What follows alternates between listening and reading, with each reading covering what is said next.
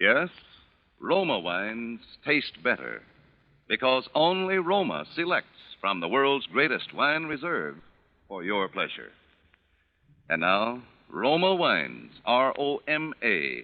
Roma Wines present Suspense. Tonight, Roma Wines bring you Miss Virginia Bruce in Night Comes Riding, a suspense play produced, edited, and directed for Roma Wines by William Spear. Suspense, radio's outstanding theater of thrills, is presented for your enjoyment by Roma Wines. That's R-O-M-A, Roma Wines.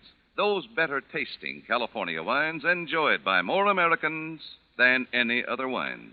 For friendly entertaining, for delightful dining. Yes, right now a glassful would be very pleasant, as Roma Wines bring you Virginia Bruce in a remarkable tale of Suspense.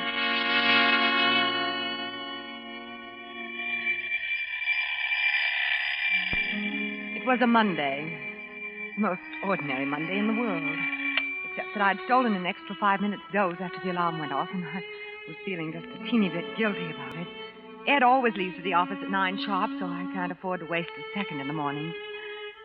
Well, by the time I had the furnace going, the table laid in the breakfast nook, and the coffee and toast started, it was 7:30. That left me 10 minutes more before Ed would be ready for me to run his bath. 10 precious minutes to myself. I suppose every woman has some little pet vanity of her own. With me, it's my hair. Ed's always trying to make me have it cut. He says long hair is unhygienic, and besides, a woman of my age shouldn't be concerned with appearances. I often wonder what he would say if he knew I spent 10 whole minutes every morning just brushing and combing my hair. Just brushing and combing and admiring myself in the mirror like any schoolgirl. Only this morning I didn't. I was a little upset. Lily! Yes, dear? Where's my blue serge suit? I can't find it anywhere. Oh, Ed, I gave it to the cleaner. Oh, no. Well, it did need cleaning so badly. You said so yourself. I said nothing of the kind. But you did, Ed. You said... All right. I'll wear the gray. You'd better come out and start your breakfast. It's late. Yes. I'll be right out. Ed? Yes? You know, Roger didn't come home last night. Oh? Didn't he? No, and I'm worried. Well, I don't see why. Half the time he doesn't get home until 3 or 4 o'clock in the morning. Now, cream, please. Yes, dear. But he's never stayed out all night before. Look, Millie, for 2 years I've provided food and shelter for your nephew so he could go to college in this town, and I've never complained. And please don't say it's because of his old man's money either. You had a quarrel with him last night, didn't you? Oh, it wasn't a quarrel. I just told him a few things for his own good, that's all. Well, it was more than that. I heard you. You fought with him. I didn't fight with him. There was a little scuffle, maybe. There was blood on the lapel of your suit, too. All right, there was. Say, what are you driving at, anyway? Nothing, Ed. I'm just wondering why Roger didn't come home. Well, don't worry. He'll show up. Well, I gotta be going. Well, it's only 8:30. I've got to walk today. I had trouble with the car last night. Say, that reminds me, Millie. What are all those glass jars doing up on the shelf in the garage? Oh, my preserving jar. Well, whatever they are, they certainly don't belong in the garage. But, Ed, I never start with my preserves until the 15th. Oh, look, Millie, look. Raleighs are sending a mechanic up the first thing this morning to look over the car. I don't want the garage looking like a cannery. Besides, those things are dangerous up there. Suppose they should fall. All right. Put them down in the cellar. Why, up there where they are, those things could be the death of somebody.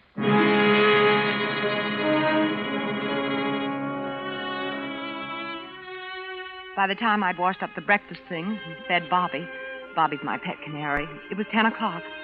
Suddenly I remembered those wretched preserving jars. I was just starting on them when I got a glimpse of something out of the corner of my eye in the shadows behind me.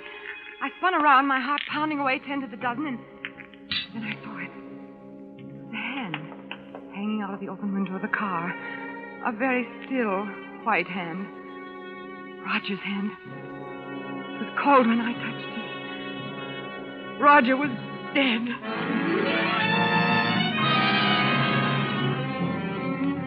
don't know quite what happened after that. I know I was running away from that awful darkness and out into the sunlight of the yard, and I was screaming, I guess. Then I must have fainted. Because the next thing I knew, there was a little crowd of people standing around, and someone was holding me in his arms, and that was Duncan. It's all right now. Oh, he's dead. He's dead. It's all right, Mrs. Anderson. It's all right now. Who are you? What? You don't know me, Mrs. Anderson. My name is Duncan Shaw. You fainted.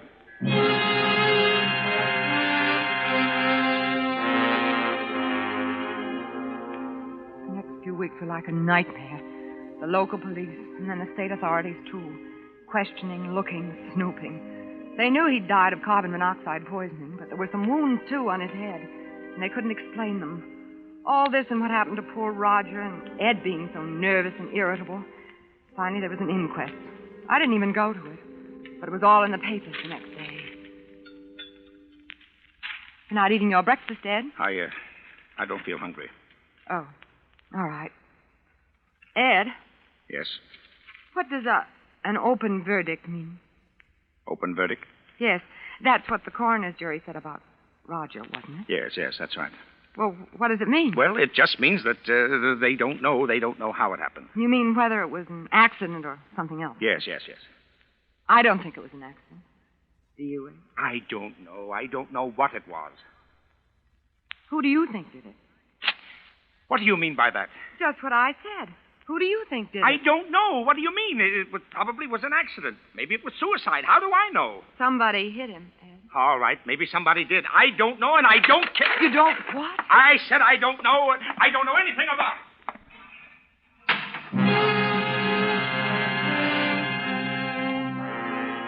I didn't say anything more. I just watched him as he stormed down the path to the garage. I suppose it was the way I felt about Ed that was the reason for what happened next. I mean, I'd always felt that way about Ed in some ways, I guess, but now it was different and worse. That morning, I was taking a basket of old junk out to the tool shed, and it was heavy, and maybe I wasn't looking where I was going, but as I came around the corner of the house, I ran right into someone who grabbed me by the arm. Oh, I'm sorry. Let go of me. I'm sorry. What do you mean by frightening me this way? I didn't mean to frighten you. Well, what are you doing around here anyway? You don't remember me, do you? No, I certainly do not. I picked you up that day you fainted. I just came around to offer my condolences. Oh, well, thank you. Here, let me help you with that. Oh, no, please don't bother. Oh, it's no bother. Got nothing better to do. Oh. See, I'm a member of that growing army known as the unemployed. Oh, I see. Where do you want the stuff put? Please, I wish you wouldn't. Oh. Very well, I'll be going then. I hope you'll forgive the intrusion. Oh, your foot. Well, what about it? Well, when I dropped the basket, I hadn't realized it. No, dear lady. I'm afraid this wound goes back a little farther than that. Oh, I am sorry. Please forgive me. Oh, it's all right. But really, I feel terrible. A veteran and no job. And here I've been... There must be something I can do to make up for... Oh, don't feel that way. Perhaps... Believe me, this isn't charity. Perhaps you'll let me make you some breakfast. Breakfast? Well, Well, then, that's settled. Come along. You must be a stranger in these parts. you might call me that. What in the world ever brought you to a little out-of-the-way place like Richmond? Oh, this and that. Anything more you'd like to know? No. You mustn't think that I... Well, here we are. Just sit down and make yourself comfortable, and I'll have something ready in a jiffy. I've been rude. I'm sorry. You're terribly nice, Miss Anderson. Oh, not at all. Tea or coffee, Mr... You know, I've forgotten your name. Shaw. Duncan Shaw. And, tea. You know, Mr. Shaw, I've been thinking, and No, I won't be offended. Well, it's just that, my husband's always talking about the state the garden's in, and I never seem to have time to do anything about it myself, and there's a lot of other things, like the mailbox and the fence in the back that's falling apart, and, well, You're sweet. Of course, I couldn't pay very much, so if it's going to interfere with any other plans... No. I don't think it would interfere with any other plans. I don't think it would interfere at all.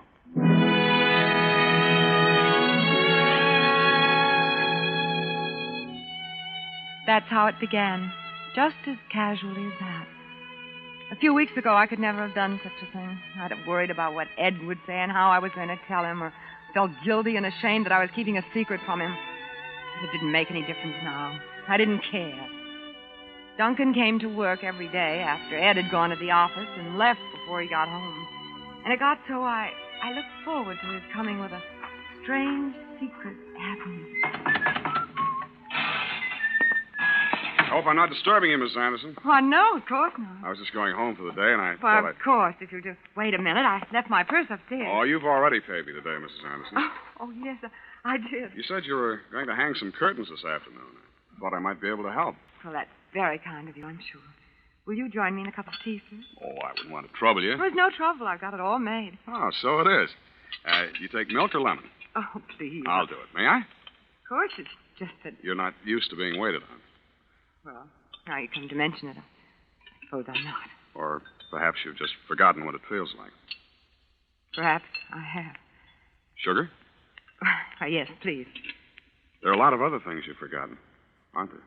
Oh, I don't know. Like poetry, for instance? Poetry. You recognize this? Edna St. Vincent Millay? Where in the world? You asked me to clean out the attic. Duncan, give it to me. There isn't much left to give. Millay or Nick Kenny. It's all the same to the rats, but there's a name on the flyleaf. Mildred West. And part of a sonnet written out in longhand. You remember what it was? Mildred West? Why, no, I don't think I do. I think you do. I think you know it by heart. Love cannot fill the thickened lung with breath, nor clean the blood, nor set the fractured bone. Yet many a man is making friends with death, even as I speak, for lack of love alone. Mildred. You're lovely. Your hair. It's like the Princess Griselda that I used to read about when I was a little boy. I used to pretend I was her knight in shining armor, and one day I would come riding up and rescue her from the dark tower. You see, she was a prisoner, too. Oh, no, Duncan. No. And all this time, you've been like her, waiting to be rescued, waiting to escape. Haven't you, Mildred? Haven't you? Oh, yes, Duncan. Yes. Yes, yes.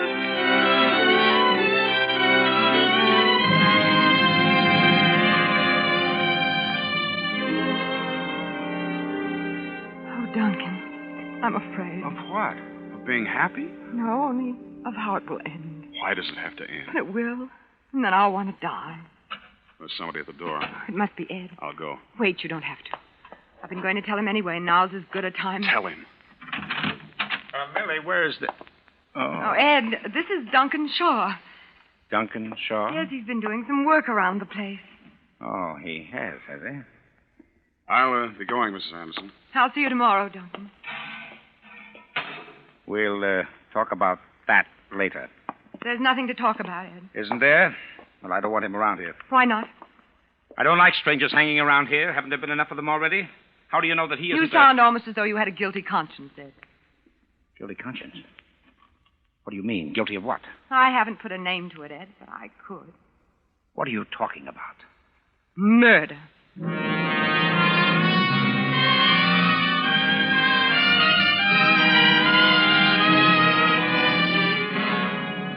For suspense, Roma Wines are bringing you Virginia Bruce in Night Comes Riding. Roma Wines' presentation tonight in radio's outstanding theater of thrills, Suspense.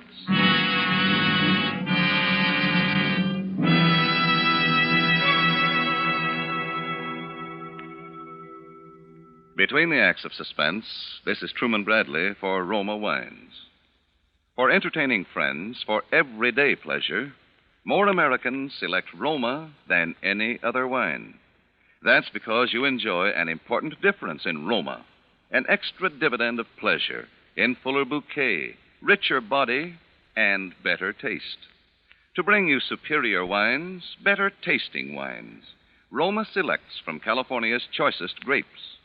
Then, with ancient skill and wine-making resources unmatched in America, Roma master vintners guide this grape treasure, unhurriedly, to tempting taste perfection. These choice wines are placed with mellow Roma wines of years before, and from these reserves, the world's greatest reserves of fine wines, Roma later selects for your pleasure. So why not enjoy a Roma California wine tomorrow? Whether your favorite is sherry or port, muscatel or tokay, you'll find any wine by Roma is better tasting wine. That's Roma, Roma wine. Your best buy in good taste. And now, Roma Wines bring back to our Hollywood soundstage Virginia Bruce as Mildred Anderson, Wally Mayer as her husband Ed, and Howard Duff as Duncan Shaw in Night Comes Riding, a tale well calculated to keep you in suspense.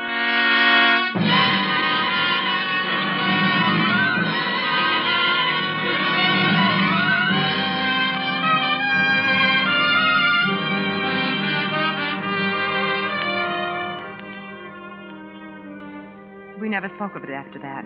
We never spoke of much of anything. I knew he'd hated Roger. I knew he'd fought with him. And I'd accused him to his face of killing him. He didn't even bother to deny it. What was there to talk about? Besides, I was in love. That was part of it, too, I suppose. Part of my trying to escape. Falling in love with a boy years younger than myself. A stranger that I'd only known a few short weeks. I knew I was living in a dream world and that I'd have to wake up someday. But I didn't care. Will you pass the milk, please, Millie? It's by your place. Oh, yes. Well, I see there was another robbery in town last night. Frank Davis's house. He was wounded, too. They took a shot at him. That's too bad. Well, you might show a little interest. That might have been our house, you know. That might have been me that stopped that bullet. Yes, I suppose it might. And you wouldn't care much either, would you? I didn't say that. Now, look, Millie. There's no use holding this thing against me forever. Holding what against you? Listen, I know you didn't tell them how I fought with Roger that night, and I'm grateful. When the police are looking for a suspect, you never can tell what they're liable to pounce on, but now... It's 8:30. You'd better get started. All right, Millie. If that's the way you want it. Well, I see your protege's out there bright and early this morning. Is he? What's the catch, Millie? You're not paying him enough to amount to anything. Maybe he just likes working for an important man like you. Or maybe he's smitten with the lady of the house, hmm? That'd be a hot one, wouldn't it? Millie's boyfriend. Well, I gotta go. Morning, sir. What? Morning.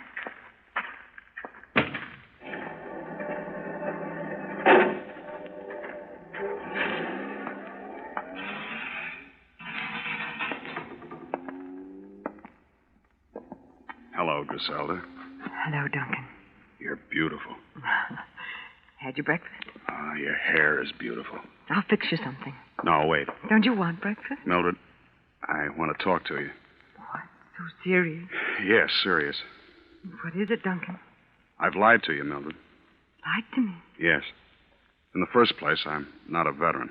Oh, well, what difference does that make? And this gimpy leg, this limp, I didn't get it in the war. I had it long before, and that's why I wasn't in the war. Why, Duncan, why should that make any difference? Listen, remember the time I told you the fairy story, that first time about the Princess Griselda? Of course. I should have told you another story right then. Does it have a happy ending? No. Then I don't want to hear it. Well, you've got to hear it sooner or later. Oh, Duncan, please, if it's... Now, listen. Once upon a time, there was a little boy. He wasn't much different from any other kid born on the wrong side of the tracks. Then, he just happened to be behind the door when the silver spoons were passed out. But he didn't care, and he did have one break. He had an older brother, Mike. Mike was my whole world until he was killed. Oh, Duncan. We hadn't been doing anything wrong, just a gang of kids playing cops and robbers with an old warehouse for props, but to him we were fair game. Maybe we did run away, and it was wrong, but we were just kids, scared kids, so we ran. That's when he started shooting. The first shot winged me in the leg. The next one caught Mike in the shoulder and knocked him down. Who started shooting, Duncan? Your husband. Mike fell forward on his knees. I can still see him, just a kid on his knees in the dirt. And then the next shot was a bullseye. It hit him right in the middle of the back. I wanted to kill him then, but I knew I didn't have a chance. He was a big slob with a gun in his hand protecting the community, and I was just a kid, but I swore then that someday You'd kill him. Yes. And that's why you came back. Yes. And that's why you came to me and... No, Mildred. That was something I hadn't planned on. You see, I fell in love with you. That sort of makes a difference. Killed Roger, too. I know it now. That's another reason. I couldn't say anything before, but... But murder? What's the difference, what you call it? No difference. And after a while, we could go away. No one would ever know. We could really be together, really be free. Oh, free? But Well, we'd have to plan it that way. Something simple, accidental. Duncan. I know. It's horrible to even talk about it, but... No, Duncan, it can be simple. You mean you... Listen, he told me himself this morning. He was reading about the robbery last night. He said it could have been our house. He said it could have been him. Sure. Shot while protecting his home. An accident, one of those things. Does he still have a gun? No. We better do it soon. Yes. Tonight. Tonight? Why not?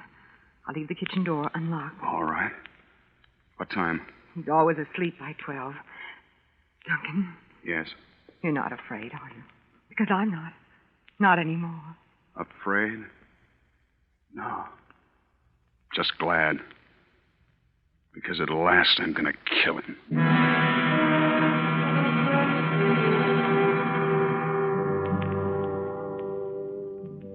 I was quite calm after that. I got supper as usual, as I had for the past 10 years. Ed would be home for supper at 7:30. Ed was always home for supper at 7:30 on Thursday. Only on this Thursday, for the first time in 10 years, Ed was late. 30 agonizing minutes late. Well, something sure smells good. You're late. What happened? I stopped in at Lerner's Hardware. Brought you a little present. Gun. It's no water pistol. What do you want a gun for? What do you think? What are you afraid of, Ed? Who says I'm afraid? But what these robberies and all these other things... What other things? Oh, let's skip it, shall we, Millie? All I say is a man's entitled to a little protection for his home, for his wife. Isn't that right? Well, when do we eat? I'll dish it right up. Ed. Yes? About the gun. What about it? Well, where do you want to keep it? I mean, I'll put it away for you somewhere where you'll always... Oh, no. No. From now on, this gun's my right arm. Anybody starts prowling around this place is in for the shock of his life. Why, this thing will knock a man down at 50 yards. And any closer... Well, what's the matter with you? You look as if you've seen a ghost. Nothing. Well, come on, let's eat. I'm starved.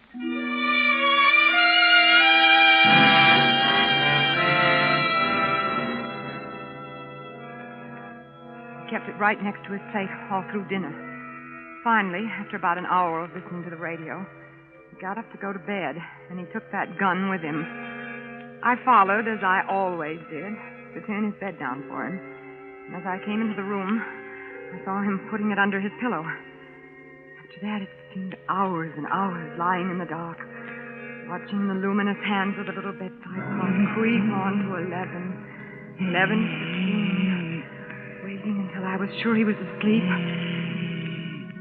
Slowly, ever so slowly, I slipped my hand under his pillow, reaching for the gun. What's the matter? What's the matter? I think I forgot to lock the kitchen door. Oh, go to sleep, Millie. I locked it myself.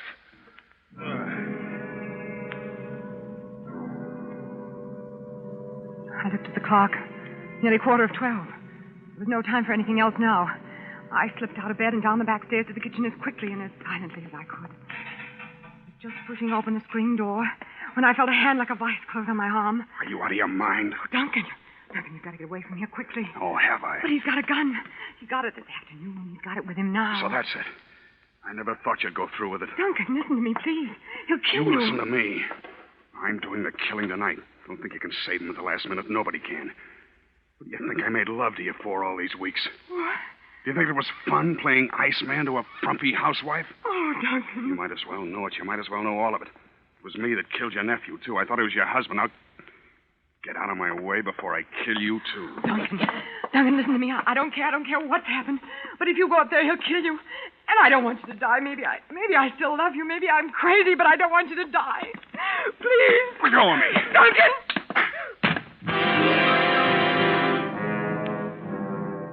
The blow stunned me and I fell. But only for a few seconds. And then I was scrambling to my feet again and running blindly across the dark kitchen and up the back stairs. There was still time. I could still stop it. Please, let there still be time.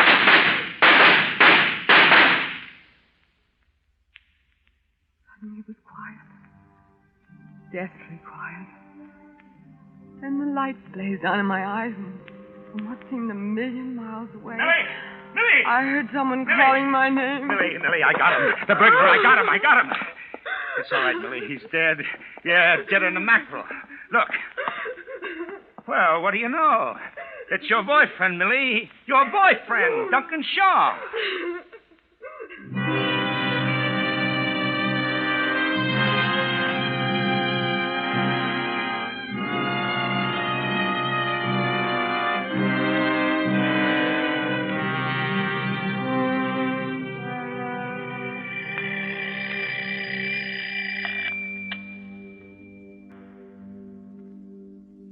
There's always so much to do in the morning.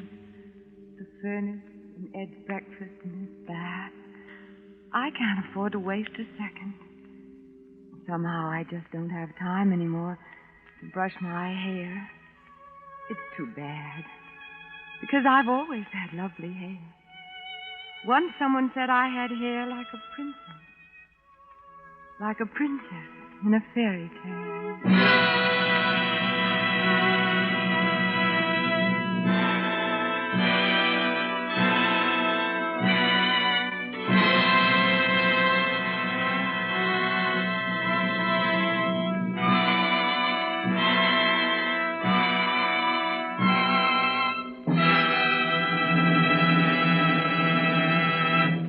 Suspense.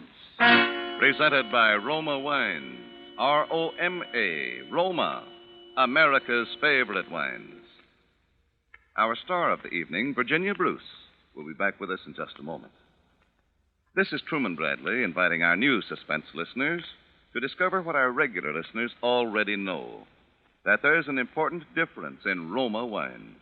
A difference you enjoy in fuller bouquet, richer body, and better taste. Yes, Roma wines taste better because Roma selects better tasting wines from the world's greatest wine reserves. That's why more Americans enjoy Roma than any other wine. For a tempting taste treat tomorrow, serve Roma California Sherry. Perfect first call for dinner, delicious for entertaining anytime. And now, Virginia Bruce. Thank you, Truman. I just want to tell our listeners how much I've enjoyed appearing on Suspense. And how much I think they'll enjoy next week's Suspense show, starring Angela Lansbury. Good night, everyone. Tonight's suspense story was written by Pamela Wilcox. Next Thursday, same time, you will hear Miss Angela Lansbury as star of Suspense. Produced and directed by William Spear for the Roma Wine Company of Fresno, California.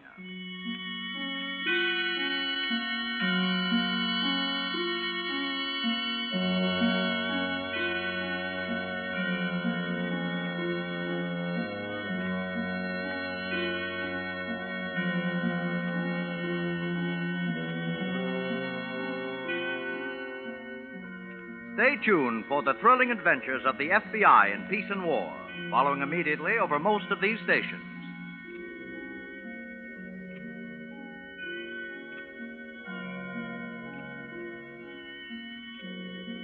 In the coming weeks, Suspense will present such stars as Hume Cronin, June Havoc, and others. Make it a point to listen each Thursday to Suspense, radio's outstanding theater of thrills.